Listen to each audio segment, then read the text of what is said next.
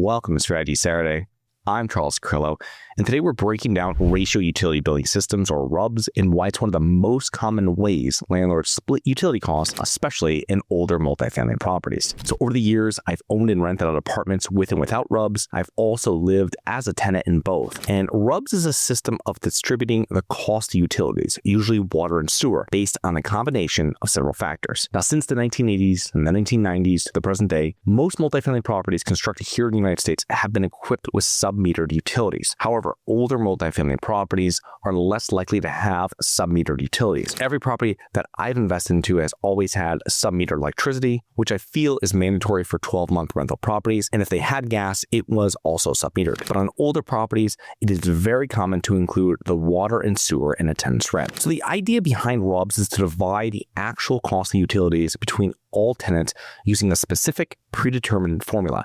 And the formula will include one or more of the following factors based on each individual tenant's unit to determine what each tenant owes. And this could be number of occupants in the unit, square footage of a unit, number of bedrooms or bathrooms in the unit. Typically, I see property managers mainly bill by the number of bathrooms. That is how we have done it when we had properties with RUBS. And once when I was a tenant, the property that was built in the 1960s, and the property manager had a flat fee RUBS system that was like $45 per month for one bathroom units and $55 per month for two bathroom units. And I remember when we leased that apartment, there was just like a cover sheet that they gave you with the lease showing what the RUBS was. It was just a straight flat rate. It wasn't an exact measurement. Now, property managers have to be careful when they're calculating RUBS because they need to deduct the common areas. So in the apartment complex I lived in a decade that charged for RUBS, there was a pool, there's a coffee area, like a little cafe thing. There's a common areas and bathrooms in the pool area.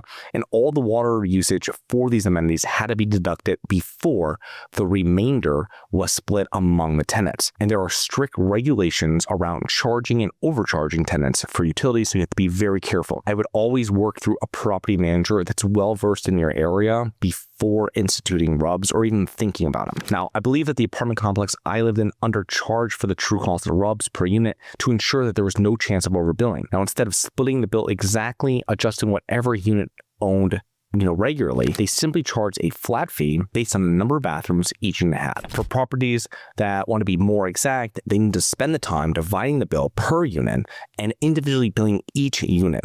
Although it's not an ideal situation, the property can offset the cost of utilities by utilizing RUBS. So what are the benefits of RUBS?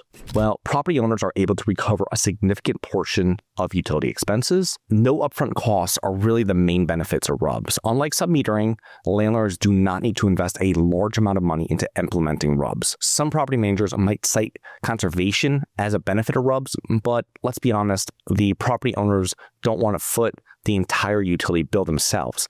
Is a tenant really going to turn off the faucet sooner if they're splitting that water bill with all the other tenants at the property? They know they're not going to save any money if they do, especially if it's on that flat rate. So what are the disadvantages of RUBS? Well, it's the lack of direct measurement. Okay, tenants do not pay for what they exactly use, and this can lead to disputes with tenants. Regulations.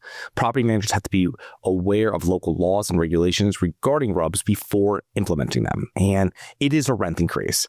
If you're required to pay the property manager more, it is a rent increase. And I've heard many investors over the years simply say that we're going to implement RUBS and all tenants will start paying them immediately as if it is no big thing. And it is not that easy or simple. You usually need to wait until a lease renewal or until a new tenant moves in.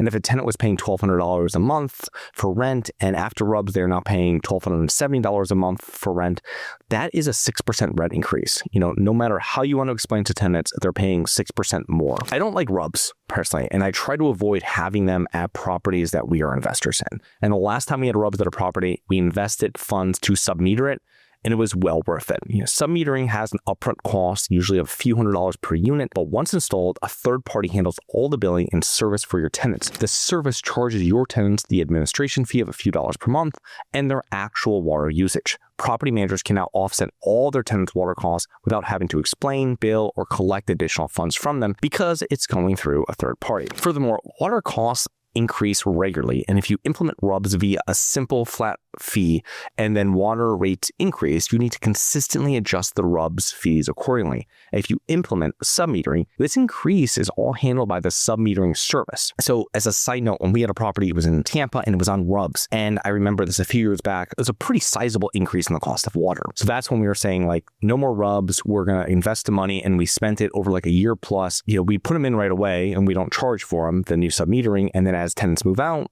or as they renew, we can put in and start activating that submetering with the third party. And that's the way we did it because it's the easiest way of just pushing it off. If any water increases in the future, it's not us. It's the water company. It's this third party. It has nothing to do with your apartments per se. This is just who handles it for you. And it's important to note that if you're submetering or implementing RUBS, it usually will take some time as you get tenants on board, since they're now paying additional for the same services that they once received inclusive in their rent. Implementing RUBS or submetering might be difficult if you plan to raise their rent at the same time. Additionally, to learn more about maximizing your rental profits through ancillary fees, you can check out episode SS257. That's SS257, but I hope you enjoyed. Please remember to rate, review, subscribe, submit comments and potential show topics at globalinvestorspodcast.com. If you're interested in actively investing in real estate, please check out our courses and mentoring programs at syndicationsuperstars.com. That is syndicationsuperstars.com. Look forward to 2 more episodes next week. See you then. Have you always wanted to invest in real estate but didn't have the time, didn't know where to find the deals, couldn't get the funding, and didn't want tenants calling you? Since 2006, I've been buying income-producing properties in great locations that provide us with consistent passive income while we wait for appreciation in the future and take advantage of tax laws while we're waiting. And unlike your financial advisor, we invest alongside our investors in every property we purchase. Check out investwithharborside.com. If you like the idea of investing in real estate, if you like the idea of passive income, partner with us at investwithharborside.com. That's investwithharborside.com.